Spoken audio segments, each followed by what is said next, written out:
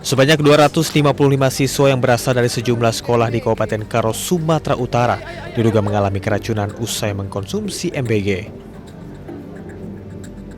Para siswa merasakan gejala keracunan, mulai dari muntah-muntah dan kondisi badan yang lemas. Petugas medis yang menerima laporan langsung melarikan para siswa ke rumah sakit untuk mendapatkan perawatan. Atas peristiwa ini, Pemkot Karo berjanji akan menanggung seluruh biaya korban. Kami semua sudah melihat dengan jelas, dengan teliti, satu persatu.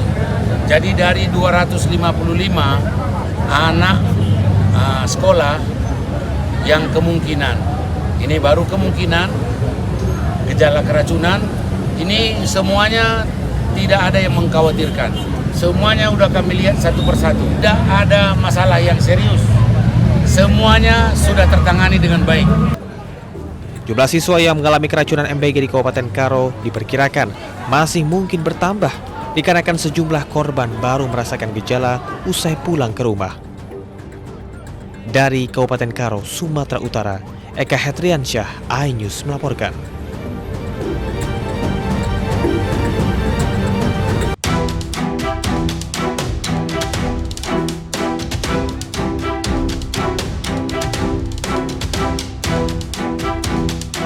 Seiring kemarau dan surutnya aliran air sungai, sejumlah buaya dewasa berukuran besar muncul di aliran sungai di wilayah Dusun Rakahlor, Desa Bluru Kidul, Sidoarjo, Jawa Timur.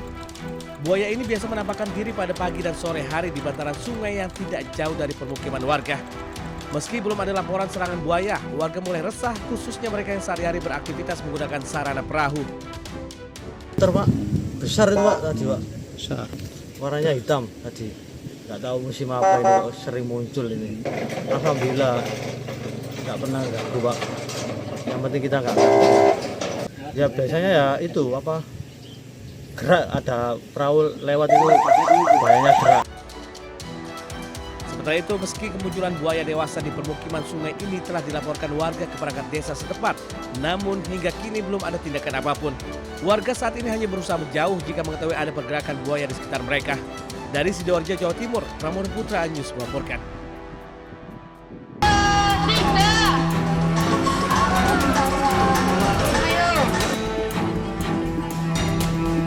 Bergelantungan di tali flying fox hingga berjalan di atas tongkat bambu di sungai, warga Surabaya antusias ikut lomba Agustusan yang berbeda dari biasanya.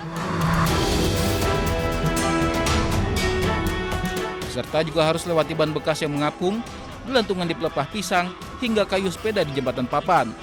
Dalam lomba acara Ninja Warrior yang terkenal ini, peserta dituntut kecepatan dan keseimbangan tubuh mereka.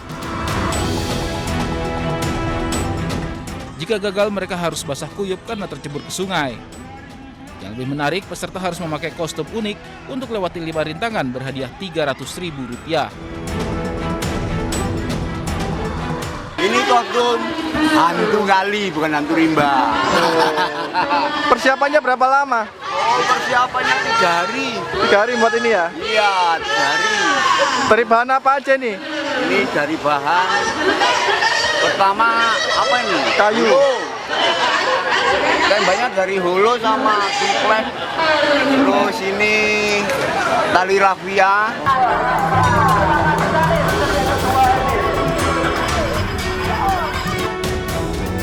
Sementara di Kendal, warga Desa Karangayu, Kecamatan Cepiring menggelar lomba tangkap lele di sungai irigasi.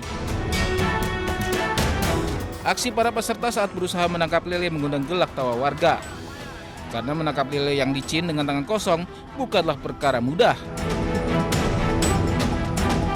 Sebelum perlombaan dimulai, warga bergotong royong membersihkan sungai agar alirannya tetap terjaga. Melalui lomba yang sederhana ini, warga desa membuktikan bahwa semangat kemerdekaan dapat dirayakan dengan kegiatan sederhana yang menghibur namun penuh makna. Dari Surabaya, Jawa Timur dan Kendal, Jawa Tengah, Rahmat Ilyasan dan Edi Prayetno, iNews melaporkan.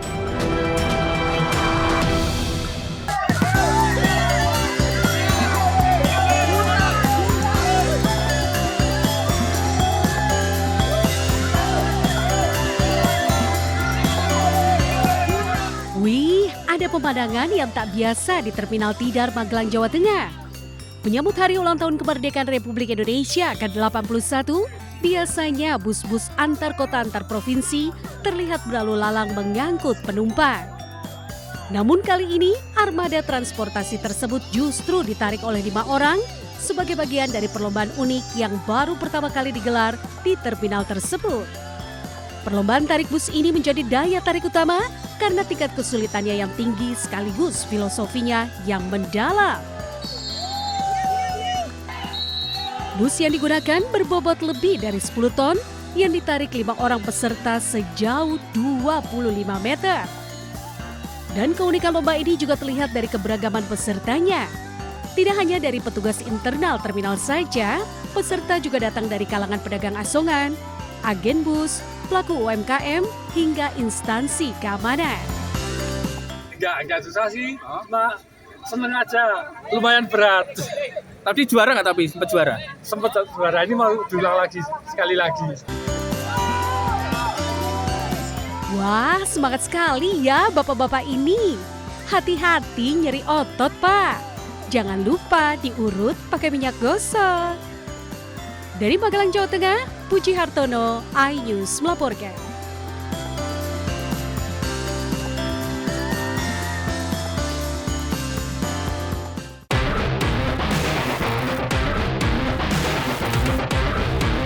Dua tersangka yang telah ditangkap dan ditahan yakni seorang pria dan seorang wanita yang berperan sebagai pembawa acara dan pemberi tantangan. Keduanya ditahan selama 20 hari ke depan terhitung sejak Kamis 13 Agustus 2026.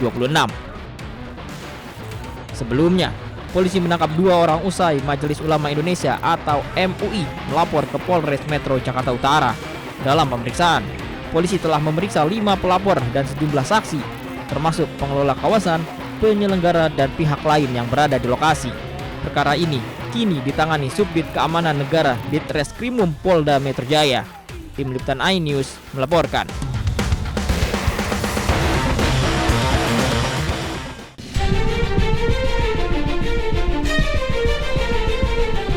Asap tebal membumbung tinggi dan meluas di lokasi kebakaran di tempat pembuangan akhir Ciniru, Jalaksana, Kuningan. Tiupan angin kencang membuat kebakaran semakin meluas hingga nyaris meluluh lantakkan area TPA.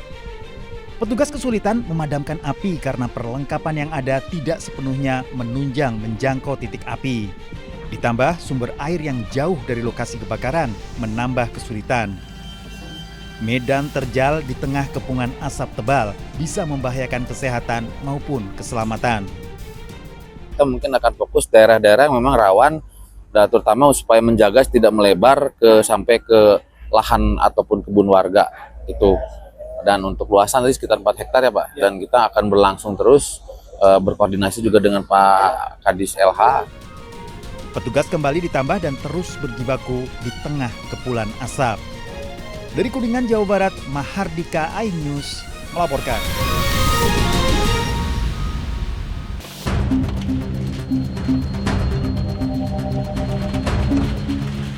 Menggunakan alat berat, sedikitnya 58 bangunan liar yang ada di trotoar, bahu jalan, hingga saluran drainase di Jalan Raja Wali Kota Bandung dibongkar petugas.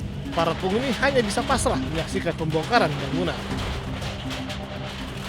Karena ini merupakan penertiban, jadi kita menertibkan bangunan liarnya.